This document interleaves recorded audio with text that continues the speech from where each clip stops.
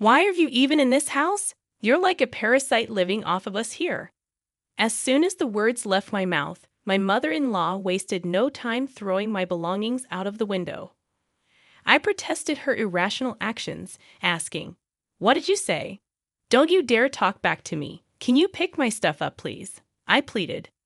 In response, my mother-in-law put a knife to my throat, paralyzing me with fear. "Get out, or this won't just be a game anymore." "I understand. If that's the case, I'll leave immediately," I replied. She gave me a week to vacate the premises, and I showed respect, though I couldn't suppress a hidden amusement beneath my straight face. Little did she know that I was the one supporting this house. Despite the torment I endured living with my mother-in-law, the fear from earlier vanished. I thought, if you've got what it takes, then prove it. "I'll give you a week. I expect you to be out of here by then," she declared. "Thank you," I said, showing respect, though laughter lingered just beneath the surface. Hoping she didn't notice, I believed my departure would bring peace to our home. Little did she know, leaving her in the family home, I moved to a high-rise apartment. Eventually, she would learn the truth, but by then, it would be too late. I am Valerie Reynolds, applying my past work experience while working from home. It had been 5 years since I married Justin, expecting a peaceful and happy life. However, life took an unexpected turn when Justin had a construction site accident, resulting in the loss of most of the use of his dominant arm. Grateful that he survived, I found myself in the hospital room, tears streaming down my face. My mother-in-law arrived, seemingly oblivious to my presence, rushing to Justin's side. She suggested he stay with her, and I was taken aback by the proposal. When she noticed my surprise, she coldly questioned, "What's wrong? Do you have a problem with that?" "No, it's not that. It's just a bit sudden. With my son like this, I can't leave everything up to you," I retorted, irritated by her words. Justin, however, expressed his trust in me, saying, "Valerie has been working hard all this time. That's why I trust her going forward." My mother-in-law, displeased, made an inaudible noise, but she couldn't sway my determination. "Well, anyway, come to the house as soon as you're discharged from the hospital. Of course you're invited, Valerie. That goes without saying." I could predict what would happen if everything were left up to my mother-in-law. "By the way, Valerie, I'm leaving all the moving arrangements to you." "Everything." "That's a bit much," my husband chimed in. "It's too much for one person to handle alone. Mom, please help her out." I hoped he would insist more strongly, but it seemed my mother-in-law had no intention of helping and ignored my husband's words. "I have my own things to do, you know," she smirked at me, unnoticed by my husband. It felt ominous, and so began our life living with my mother-in-law. A month later, my husband was discharged from the hospital, and I was busy with the move, leaving the task of picking him up to my mother-in-law. She came to me and said, "Aren't you done yet? I told you today was Justin's discharge day, and yet you didn't even come to pick him up." "But that's because, you see, Justin," I started, but my husband interrupted. "Just like I said, right? This person only thinks about herself." My mother-in-law's intention was clear. She was trying to make me look bad in front of my husband. I decided not to take her obvious bait. Looking at my husband, he had a warm and understanding look in his eyes. "Come on, Mom, stop this. It's unsightly. I'm doing this for your sake." "Well, no one asked you to wait." The sight of my mother-in-law running after my husband was comically pathetic. When she noticed, she glared at me with an evil expression. Not that her glare meant anything to me. "Justin, you can just take it easy and relax at home from now on," I suggested. "That's impossible. My right hand might not work, but I don't want to be a burden on Valerie," he replied. "I can understand that, but you've just been discharged from the hospital. Still, I can be satisfied if I don't do something." Justin was adamant, and initially, I had hoped he would take some time to relax. But seeing his determination, I decided to respect his wishes. Doing everything at once might be too much, so how about starting with some light cleaning? It could be good for rehabilitation. That's a good idea. I don't know if this hand will ever fully recover, but it's better than doing nothing. But on one condition, don't overdo it. Got it? I wouldn't want to be scolded. It's scary to make you angry. Justin acted as if nothing was wrong, making it clear that he didn't want to make me worry. So, I resolved to work even harder for the both of us. However, I had forgotten about one person who would interfere. Valerie, wait a minute. What's the matter? Why is Justin cleaning? You must have forced him to do it, right? Your words are just a front, my mother-in-law accused. She judged things only by what she saw, oblivious to the underlying thoughts and emotions.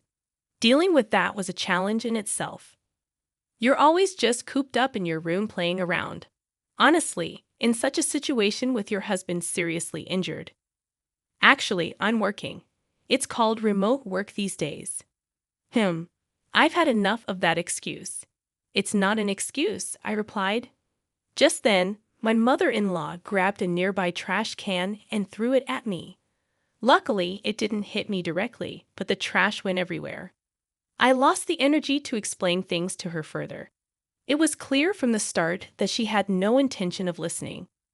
This trash is disgusting. Clean it up yourself, she said. As I sighed and started picking it up, Justin approached me and asked, Hey, what happened? Oh, this is just a small incident, I replied with a forced smile. But Justin seemed to have realized something.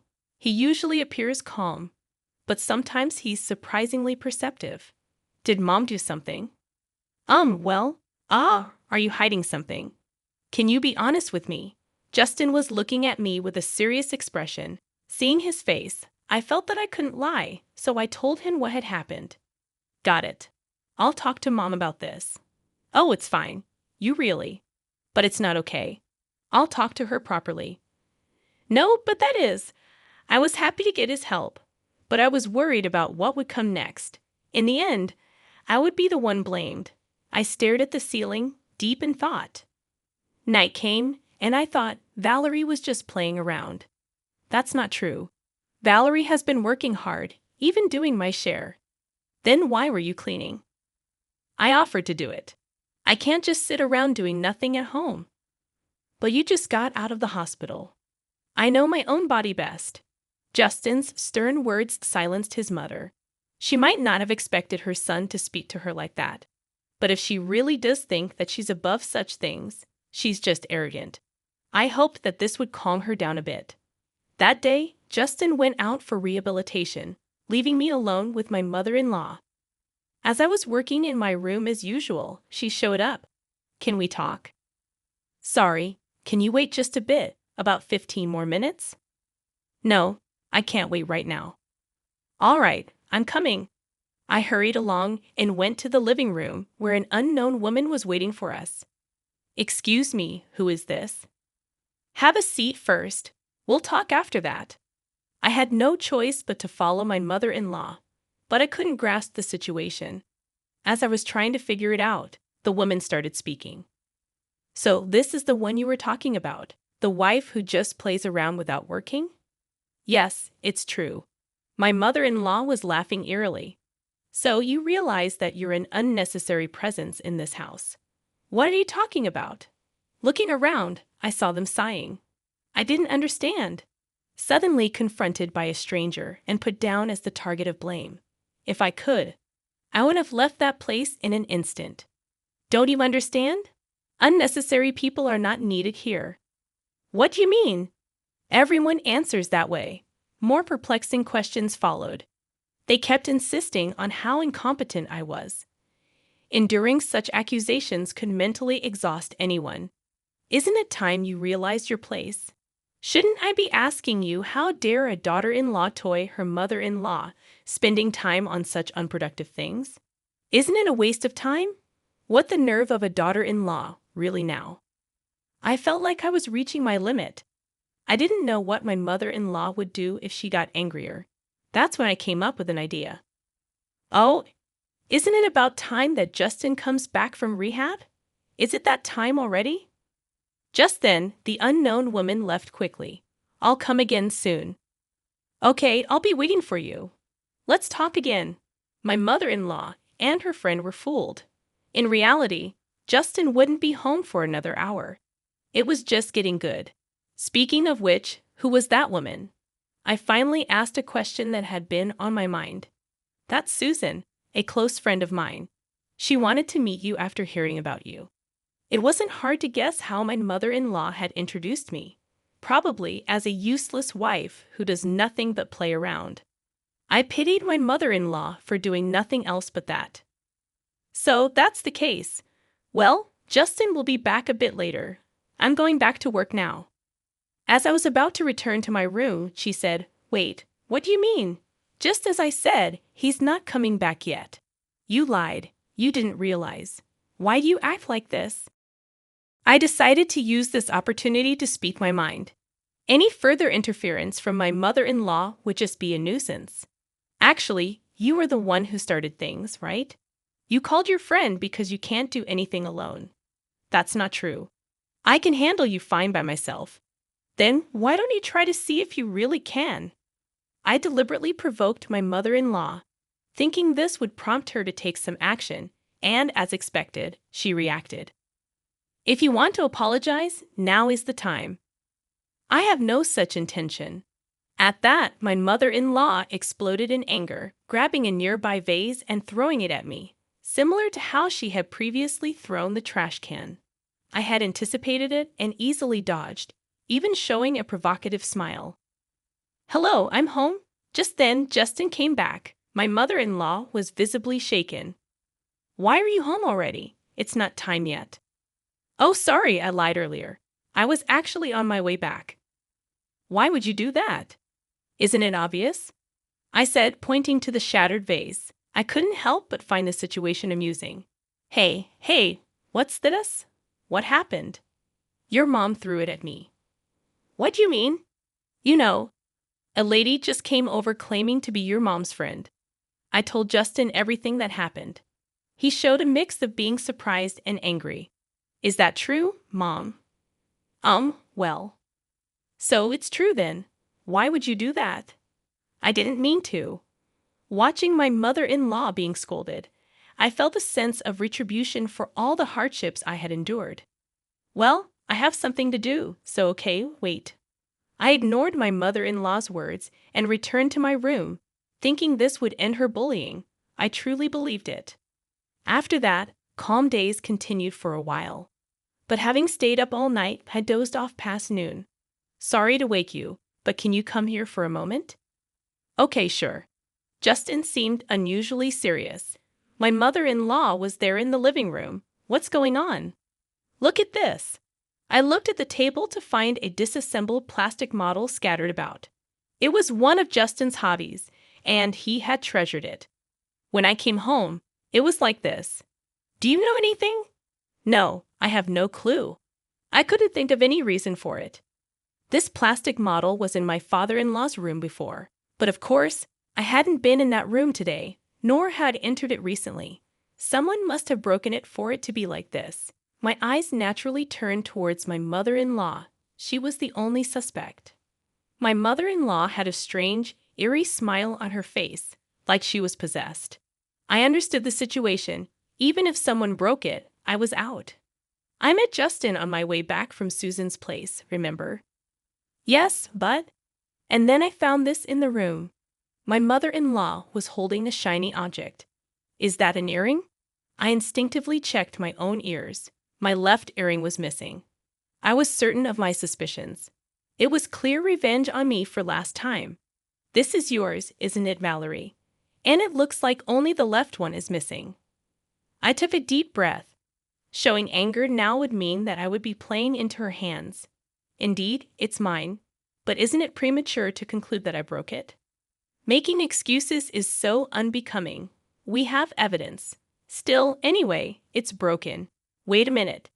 Justin left the room. At that moment, my mother-in-law's gaze was fixed on me.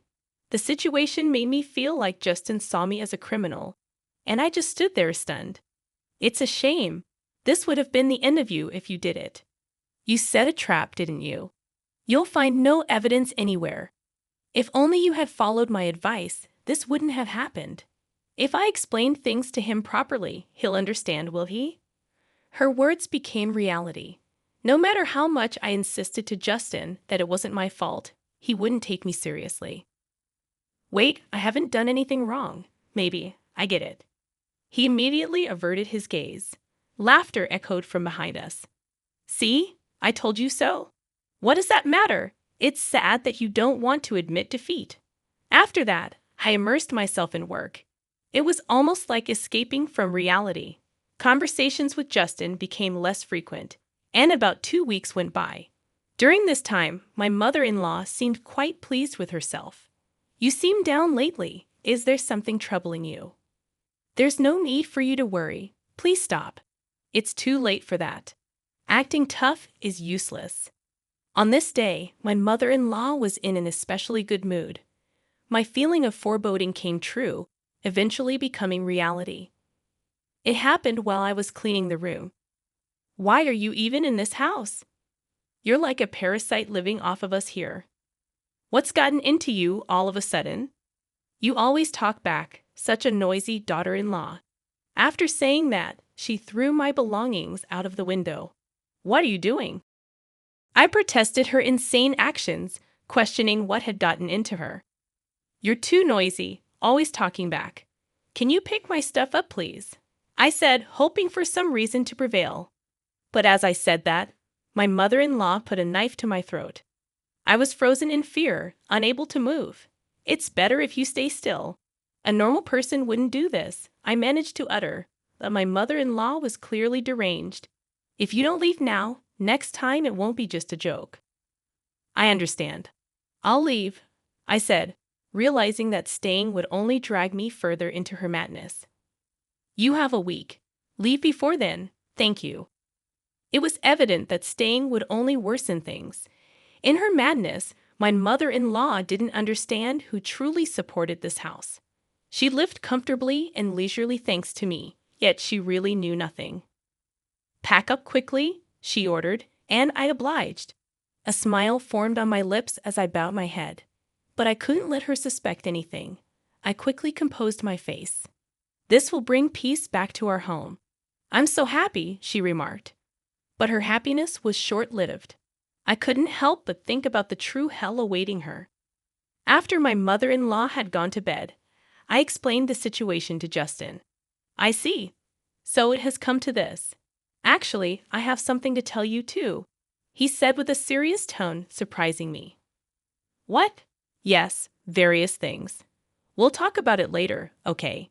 His serious tone made me raise my voice in surprise, but he assured me we'd discuss it later. 3 days after being told to leave the house by my mother-in-law, I found a new place. Now the promised week was almost up. Well, today's the day of the promise. You understand, right? I asked Justin. Yes, the movers are scheduled to arrive soon, he replied. But when I inquired about Justin's whereabouts, he seemed to have gone out since the morning. Well, never mind. The thought of not having to see your face anymore is enough. I'm going out now. Make sure everything's clean, understood? I told my mother-in-law, smiling, though not genuinely. An hour later, the moving company arrived and loaded all my belongings. I contacted Justin. All packed up, got it. Just make sure you get there safely, okay? See you later, he said, ending the call. I was excited to think about what would happen when my mother-in-law returned. Finally, the moment of completing the move arrived. What have you done? Justin's belongings are nowhere to be found, my mother-in-law exclaimed. Of course, we moved out together. No way. Do you want to check with him? I got out my phone, set it to speaker, and handed it to my mother-in-law, who still couldn't grasp the situation. Justin confirmed the plan, leaving my mother-in-law bewildered. This was my plan all along, Mom, I admitted. Justin, what's happening? Tell me, she pleaded. Actually, about the model kit incident, we know that you did it, Justin declared, putting an end to her denials. There's no way Valerie would do such a thing, he added, defending me. Why do you think that?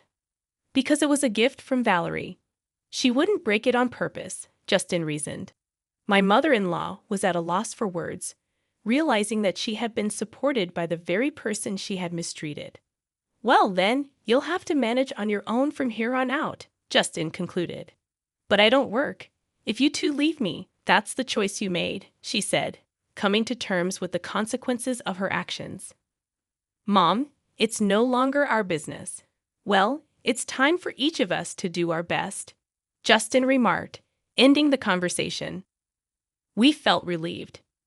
We had hoped for a good relationship at first but quickly gave up. Now my mother-in-law chose her own fate. But why did you keep it a secret about that? What about Mom? It's like they say, deceive your allies to deceive your enemy, Justin explained. You can't mean enemy, I said in disbelief. We looked at each other and burst out laughing. Finally, we could have a peaceful life together. About a month later, Justin expressed some doubts. You seem down lately. Is there something troubling you? There's no need for you to worry. Please stop. It's too late for that. Acting tough is useless, I assured him. On this day, my mother-in-law was in an especially good mood. My feeling of foreboding came true, eventually becoming reality.